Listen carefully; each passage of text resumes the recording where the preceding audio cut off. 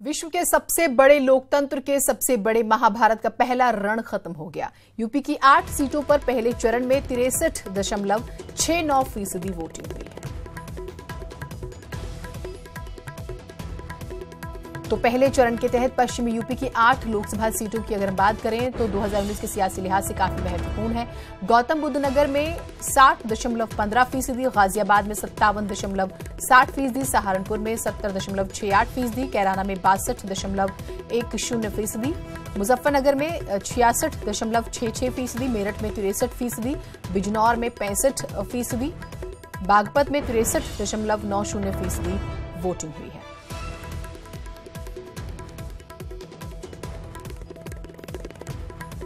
और अब एक नजर डाल लेते हैं इन्हीं 8 सीटों पर 2014 और 2019 में हुई वोटिंग के अंतर की बात करें तो पिछली बार की तुलना में इस बार सिर्फ एक सीट पर मतदान का प्रतिशत बढ़ा है, जबकि बाकी की सभी 7 सीटों पर वोटिंग परसेंटेज में गिरावट आई है।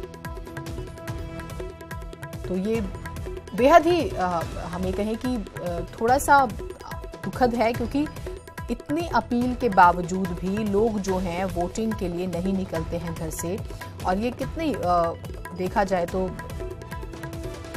तकलीफदेह स्थिति होती है, क्योंकि हम बार बार अपील करते हैं और सबसे ज़्यादा दुखद की एक एलीट क्लास होती है, जो मुझे लगता है कि हम जब ज़्यादा सक्षम होते हैं, सहूलियतें हमारे पास होती है, तो हमारी जिम्मेदारियां भी ज़्यादा हो जाती हैं, जो लोग किसी वजह से पिछड़ जाते हैं उनके मुकाबले।